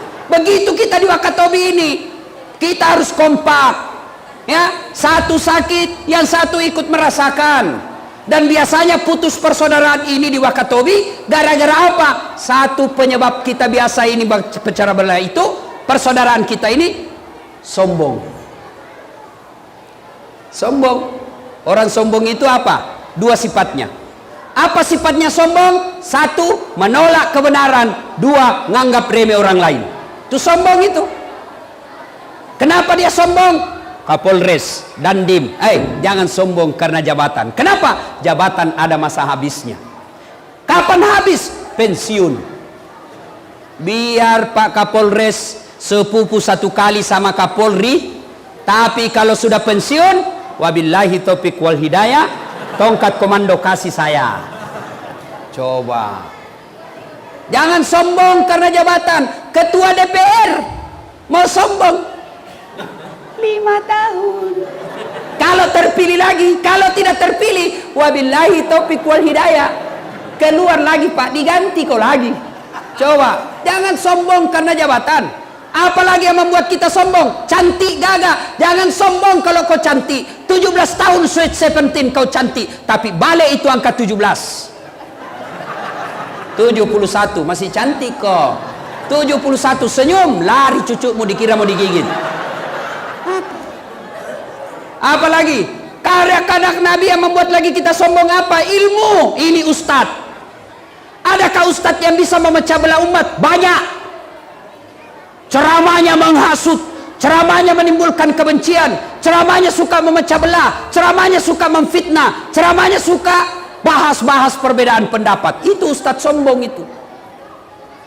Ada itu ustadz sekarang, sebenarnya bukan ustadz, mengaku ustadz, baru belajar 3 bulan, itu pun melalui YouTube, langsung nak kasih kafir semua orang. Maulid bid'ah, masuk neraka, tidak ada pada zaman Nabi. Isra Mi'raj bid'ah, tidak ada pada zaman Nabi, sesat, masuk neraka. Takziah malam kematian bid'ah, tidak ada pada zaman Nabi, masuk neraka. Jabat tangan selesai sholat bid'ah, masuk neraka. Doa bersama selesai sholat tidak ada pada zaman Nabi, bid'ah, masuk neraka. Masa bos gara-gara doa bersama kau kasih masukin neraka? Saya ini membaca sejarah hidup Nabi dengan segala jenis pengarangnya, tidak pernah saya baca sejarah Nabi ceramah menyakiti hati orang. Semua orang dengar ceramahnya Nabi tenang. Ada sahabat datang, ya Rasulullah, heboh di Madinah. Kenapa heboh? Ada orang tawaf di Mekah, anu saja nak baca, ya Rahim, ya Rahim, ya Rahim, ya Rahim. Ada sahabat, ya Rasulullah, ada aliran sesat, dia tawaf cuma baca, ya Rahim, ya Rahim. Nabi penasaran, pergi lihat, betul, tawaf Rahim, Rahim saja disebut. Ya Rahim, ya Rahim, ya Rahim, ya Rahim. Nabi ikut dari belakang, terbawa arus, Nabi juga ikut, ya Rahim, ya Rahim, ya. Wah, marah ini orang, siapa ini ikut-ikuti saya? Dia balik, dia tidak tahu, dia banting Nabi, cak. Siapa kau? Ikut-ikuti saya. Kalau bahasa Bugis, pacobi-cobi. Saya lapor kau sama nabiku. Kata ini orang tadi, ya Rahim-Rahim. Saya lapor kau sama nabiku. Nabi tambah cemas. Berarti aliran sesat betul, ada nabinya. Siapa nabimu? Muhammad. Muhammad siapa? Muhammad bin Abdullah. Langsung muncul Jibril. Itu kalau ada yang sakiti Nabi, langsung muncul Jibril, Pak. Seperti itu iklan rokok. Wane piro?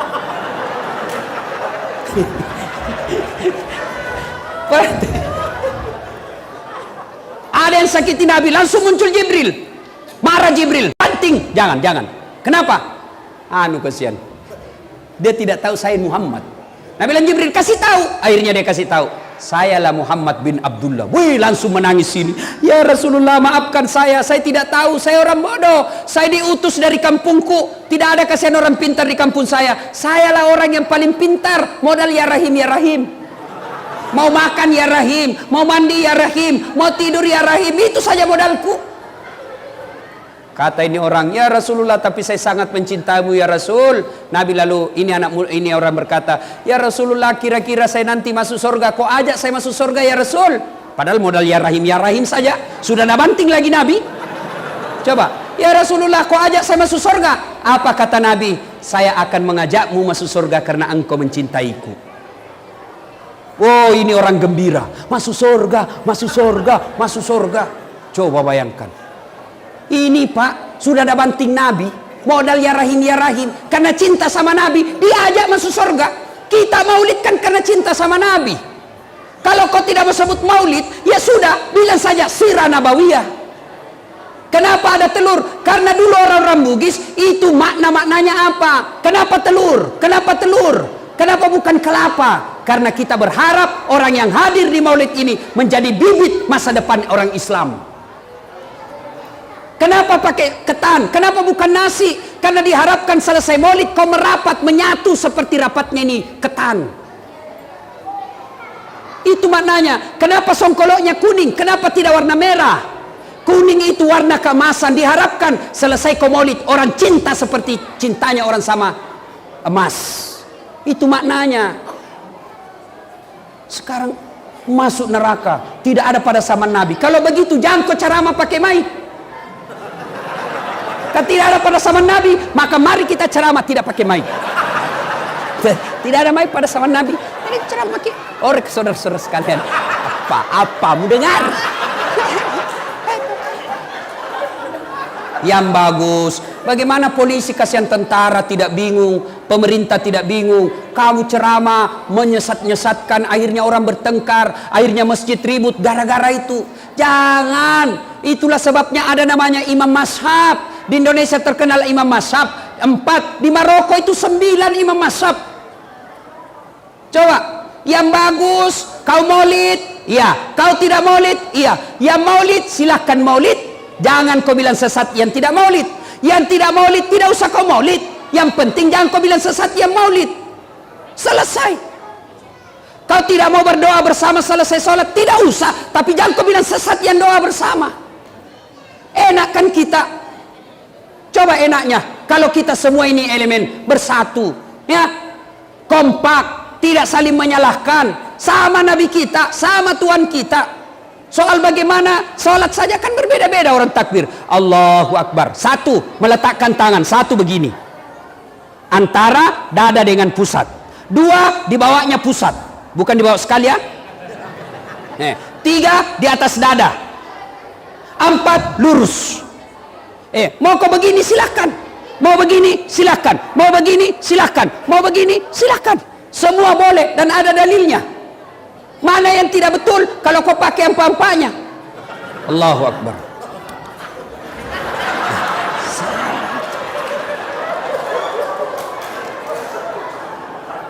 Ini banyak orang belajar. Saya kasih contoh. Orang Pak, adik-adik ini, anak-anak milenial, yang kau belajar melalui YouTube, jangan kau terima mentah-mentah. Kenapa? Apalagi yang 1 menit di Instagram. Memang ada hadisnya, memang ada dalilnya, sahih, tapi Bapak tidak diberikan dalil yang lain. Kenapa? Karena waktunya 1 menit. Belajar ilmu hadis itu ada yang tidak bisa dipisah. Apa? Satu, asbabul wurud. Apa itu asbabul wurud? Sejarah turunnya itu hadis, sejarah diucapkannya itu hadis. Apa yang perlu ditahu? Sejarah hukum Islam. Apa sejarah hukum Islam? Apa hubungannya dengan fikih? Kita harus tahu di mana itu Nabi ucapkan itu hadis. Kenapa? Karena tempat menentukan kesimpulan fikihnya. Contoh, kita pernah mendapati hadis Nabi turun kalau mau sujud tangannya dulu. Allahu Akbar. Mau sujud tangannya dulu, baru lututnya. Ada juga hadis sahih, lututnya dulu. Sama-sama hadisnya sahih, maka dipelajari sejarahnya. Oh, ternyata yang tangannya dulu turun Nabi ucapkan ketika dalam keadaan perang. Waktu itu di tengah perang, bebatuan batu-batu gunung, maka tangan dulu yang turun. Kenapa? Karena kalau lutut dulu turun, sakit itu lutut. Kenapa Nabi lutut turun? Sejarah dipelajari. Oh, Nabi ada di Madinah, sehingga lututnya dulu turun. Pasir, tidak apa-apa, tidak sakit. Contoh lagi, saya pernah dapat di medsos posisi kaki. Ada kan? Posisi kaki ketika sujud. Ya, anggap ini jari-jari kaki. Ada yang jari-jari kakinya keluar begini. Ada yang jari-jari kakinya lurus. Jari-jari kaki ini anggap ada juga yang melekuk ke dalam.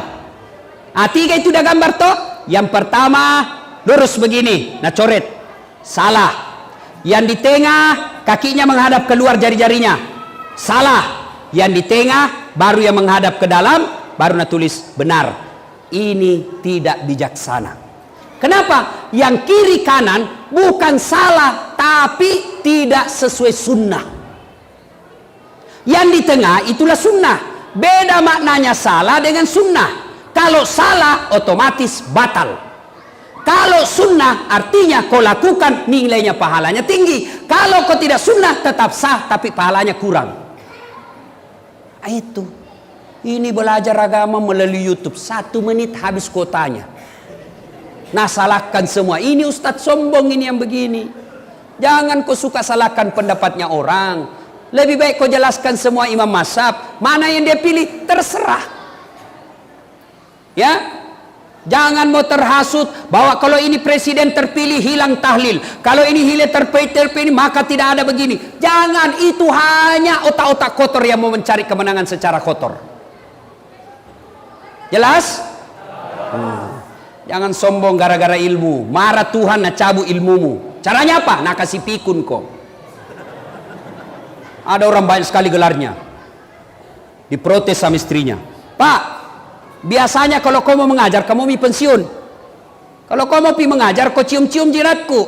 Ini sudah hampir 2 minggu tidak pernah lagi kau cium-cium saya. Langsung Nabi bilang suaminya, berarti siapa ku cium selama ini?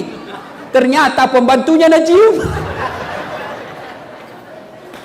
Jangan juga modus, mentang-mentang sudah dengar begini, masuk kamarnya pembantu, didapuk sama anaknya, ku kira mamakmu nak.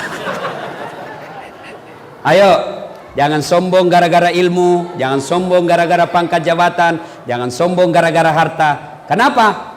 Allah tidak senang orang yang sombong. Kenapa? Karena sombong itu pakaian Allah. Maka salah satu sifat Allah dari 99 disebut Al-Mutakabbir, yang maha sombong. Ibu bapak saudara-saudara sekalian, yang ketiga yang membuat kita sukses kata Nabi, ahsin kalamaka, haluskan tutur katamu, jangan memaki, jangan mengeluarkan kata-kata kotor. Saya kasih contoh, bapak bersedekah tapi dengan cara kasar, orang tidak terima. Contoh ya, saya kasih ki uang tapi dengan cara kasar. Woi, dah saat mau kau uang ya, ini ada uang 1 juta, ambil kau pakai kaki. Oh, kalau orang Bugis Nabi bilang, saya miskin, ku tobok kau kalau kau kasih gitu kak. Coba, jangan. Allah senang orang-orang yang tawadu. Allah senang orang yang halus tutur katanya. Matur nuwun, gimana kabar? Ini anak-anak yang perlu diajari pak. Anak-anak kita sekarang sopan kalau sama cowoknya. Assalamualaikum kak. Woi cewek, woi cewek, kalau terima kau telepon, jangan kau juga mendayu-dayu, membuat cowokmu terpesona dan naik nafsunya. Coba bedek kalau kau tegas terima telepon. Dia bilang cowok tak, assalamualaikum, waalaikumsalam. Di mana dek? Di rumah. Jalan, apa jalan-jalan? Coba itu ndak berani itu laki-laki. Waalaikumsalam. Di mana dek? Di rumah aja kak. Gimana laki-laki ndak nafsu? Kalau sama cowoknya sopan, sama bapaknya baru satu dikasih tahu, keluarlah dia 10 kalimat. Sama bapaknya ndak pernah nak cium tangannya. Bapak-bapak ingat, kalau anak mau keluar rumah, cium tangan ndak? Nah cium tangan tak pak? Ndak, nah sliding ji pak. Oh ini. Sekalinya tangannya cowoknya tabek kak. Dongong. Dan cium tangannya cowokmu, dia kasih sekolah kok. HP-nya deh cowok. Woi cewek, ada di sini wallpapernya bapaknya, saya kasih kau hadiah. HP-mu wallpapernya bapakmu situ fotonya. Fotonya siapa? Lee Min Ho, artis Korea, nak kenal kau dong? Bapakmu dong, dia yang sekolahkan kau, nantar jemput kau. Bagaimana hidupmu mau berkah kalau orang tuamu kau tidak hargai? Sama cowoknya sopan, sama pacarnya santun, sama orang tuanya kurang ajar, tipu saja mamaknya. Kalau mamaknya suruh jemput, mak, nak jemput kak dulu nak di pelabuhan, bapakmu sibuk. Mak, capek orang baru pulang sekolah. Sama mamaknya, sekalinya ceweknya, kak telepon, jemput kak dulu, tunggu deh 10 menit saya sampai. Mana hidupmu mau bagus? Ada anak tanya-tanya saya, Ustadz, orang tuaku ndak sholat, orang tuaku tukang tipu, orang tuaku pemabuk, ndak pernah diurus saya dari kecil. Bukan urusanmu. Urusanmu adalah birrul walidain. Ingat kisahnya Ibrahim. Ibrahim alaihissalam bapaknya namanya Azar, nyembah berhala. Ketika Ibrahim mau ribut sama bapaknya, Allah tegur, Ibrahim, bapakmu itu jangan kau lawan. Dia nyembah berhala, ya Allah. Bagaimanapun bapakmu, jangan kau lawan bapakmu. Kau yang keluar dari desamu. Makanya anak-anak sekarang kalau ditanya kenapa banyak sarjana menganggur, salah satu sebabnya waktu kuliah kasih bodoh-bodoh orang tuanya. Alasan pembayaran SPP, alasan uang kuliah, nah belikan pulsa cewek, nah dikirim ke Kendari dengan harapan pulang gelar sarjana. Apa dibawakan bapaknya? Bukan sarjana, apa? Cucu. Apa tampu ila cilaka. Jangan ketawa, serius orang ini. Coba bingung saya lihat anak-anak sekarang pak. Alhamdulillah misalnya. Ya, kita juga pak. Bagaimana anak tak tidak rusak? Nah kita juga sendiri yang kasar. Mendidik anak kasih contoh yang jelek. Awas kok kalau merokok kok. Kalau merokok kok saya dapat, saya kasih makan kok sama bungkusnya. 15 menit kemudian dia bilang, nak, Piko belikan nggak dulu rokok? Masuk mau apa? Ada perokok di sini? Ada? Berhenti ki merokok pak. Saya doakan ki berhenti merokok. Bapak kalau merokok Pak memperkaya orang Yahudi. Itu pabrik rokok semua yang ada di Indonesia orang Yahudi yang punya. Sahamnya orang Yahudi punya Pak. Merokok kayak orang beleng-beleng. Itu aja nak kerja 10 menit sandar itu. Dong. Sekali-kali isap. Ya ketawa orang serius ini Pak. Saya biar Ustadz kalau lihat Kak Ustadz merokok, biar hafal ayat banyak, langsung sekali nol. Kenapa Ustadz? Rokok haram. Siapa bilang? Ulama Timur Tengah yang bilang haram. Tidak ada ulama Timur Tengah bilang makruh. Hanya ada sebagian Jawa Timur. Ternyata dia juga merokok. Ibu-ibu senang tidak suaminya merokok? Dengar aspirasinya ibu-ibu. Daripada bapak merokok, Nabi bilang tidak jalan otakku tidak merokok. Bohong. Buktinya Ramadan jalan di otak tak. Kalau bapak bilang baik itu rokok, besok pagi beli rokok 1 bungkus, panggil anaknya bapak yang paling bungsu SMP dengan istrinya, suruh merokok bertiga di situ. Bapak kalau anggap baik. Tapi pasti bilang biar bapak merokok, kau jangan merokok. Ah? Kenapa? Karena bapak tahu rokok merusak. Nabi bilang temanku sebenarnya itu rokok tidak merusak Ustaz. Yang penting tidak ketemu rokok korek. Pernah dengar iblis ditempelin Pak? Iblis ditempelin sama manusia. Datanglah ini iblis. Coba ini manusia. Pertama kamar dikasih hamar. Kau minum, minggu depan saya datang. Kamar kedua kasih kartu. Kau judi di situ, minggu depan saya pulang. Yang ketiga kasih rokok. Kau rokok sepuas-puasnya, minggu depan saya datang. Minggu depan datang, buka pintu pertama, baik masih mabuk Pak. Hebat ini manusia. Pintu kedua, masih menjudi, jago ini manusia. Pintu ketiga dibuka, baru dibuka langsung ditampilin. Pak! Kurang ngajar kau. Kenapa kau kasih rokok tidak ada api?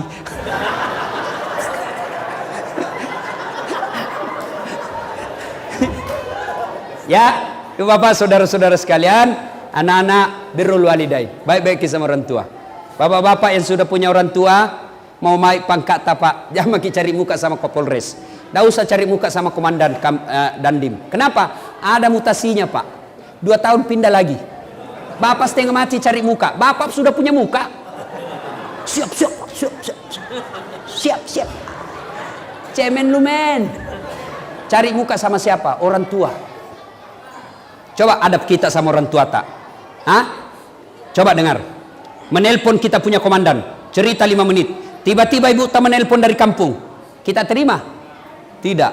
Tapi apa kita bilang? Sebentar ma. Sebentar pi. Menelpon bosku. Terbalik. Anak yang baik dia akan berkata, izin komandan, sebentar saya sambung, insya Allah 5 menit saya telepon lagi komandan, ibu saya menelpon. Itu anak yang baik. Jangan tak balik, mak sebentar saya telepon ya, menelpon komandanku. Tak balik.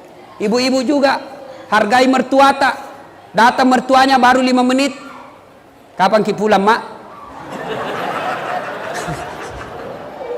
Ada istri begitu di sini? Ada. Kalau ada, jangan cerai Pak, kasihan jandai.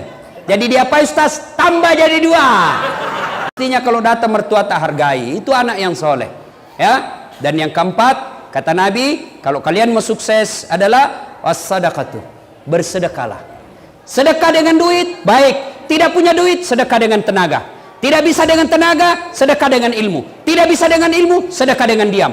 Ayo bangun negara kita, bangun Wakatobi ini, bapak pengusaha, bantu bikin sekolah, bikin jembatan. Itu dengan uangnya. Tidak punya uang, bantu dengan otak, anggota DPR.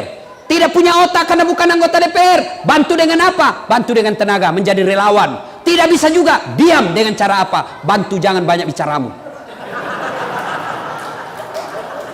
Itu Pak. Ya, insyaallah. Karena waktu yang terbatas. Yang kelima, jika mau maju di kampung, kata Nabi, wa minal laili fatahajjat bihi. Bangunlah engkau sepertiga di akhir malam untuk sholat tahajud. Alhamdulillah, 1 sampai 4 itu kiat kepada sesama manusia, hubungan horizontal. Tapi ingat, jadikan Allah sebagai sandaran vertikal kita. Saya kasih contoh. Bapak, Pak, kalau saya bersandar di sini, begini, kalau dibuka ini sandaran, saya jatuh atau tidak? Saya bersandar di kursi, kalau kursi ditarik, saya jatuh atau tidak? Jatuh. Itu artinya kalau Bapak bersandar sama manusia, hilang sandarannya, maka bapak akan jatuh. Bersandar sama bupati, bupati diganti, bapak setengah mati. Bersandar sama ketua DPR selesai, bapak hilang sandarannya. Bersandar sama Kapolres Dandim, hilang mereka, bapak hilang sandarannya. Tapi siapa yang bersandar kepada Allah, maka Allah tidak akan pernah hilang, dan Allah akan hadir 24 jam. Allah hadir buat orang kaya, juga Allah hadir buat orang miskin. Allah hadir buat pejabat, Allah juga hadir buat rakyat jelata. Allah hadir buat orang pintar pun, Allah hadir buat orang bodoh. Allah hadir di orang kaya pun, Allah hadir di masjid. Allah bisa ditemui 24 jam. Bapak mau ketemu sama bupati perlu protokoler, tapi bapak mau ketemu dengan Allah kapan dan dimanapun, Allah perlu bisa ditemui. Maka bapak ibu, jadikan Allah sebagai sandaran vertikal kita. Bapak-bapak polisi, tentara mau naik pangkat, mengadu kepada Allah. Ya Allah, saya tidak punya duit untuk sekolah, tapi tidak ada yang mustahil di sisimu ya Allah. Kalau engkau yang mengabulkan doaku, tidak ada kekuatan manusia yang bisa menghalangi. Bapak bangun 40 malam berturut-turut, masa Allah tidak kabulkan? Padahal Allah sudah janji, ud'uni astajib lakum, minta kau kepadaku, pasti saya kabulkan. Ibu bapak saudara-saudara sekalian, inilah tausiah kita, mudah-mudahan ada manfaat. Kita simpulkan pembicaraan kita. Kalau ini masyarakat Wakatobi mau sukses, kata Nabi, 1, tuntut ilmu pengetahuan. 2, tingkatkan persaudaraan, jangan berpecah belah. Yang ketiga, haluskan tutur katamu, muliakan orang tuamu. Yang keempat, banyak-banyaklah bersedekah. Dan yang kelima, wa minal laili fatahajjat bihi, bangunlah sepertiga di hari malam untuk solat tahajud. Apabila 5 hal ini kita lakukan, maka janji Allah dalam Al-Quran, walau anna ahlal qura amanu wattaqau lafatahna alaihim barakatim minas sama'i wal ar, maka saya turunkan dari langit dan dari dalam tanah. Sebelum saya akhiri, saya mau tanya, ibu bapak punya handphone? Punya handphone? Itu handphone kalau dipakai terus kenapa? Lobet. Kalau lobet diapain? Kalau lobet tidak dicas kenapa? Mati. Kalau mati masih bisa dipakai? Tidak. HP lobet, cas 1 jam full, HP baru. Cas 2 jam masih lobet, cas 3 jam masih lobet, cas sampai pagi masih lobet, rusak HPmu. Alhamdulillah, hampir 2 jam ku cas hari ini. 1 jam 45 menit.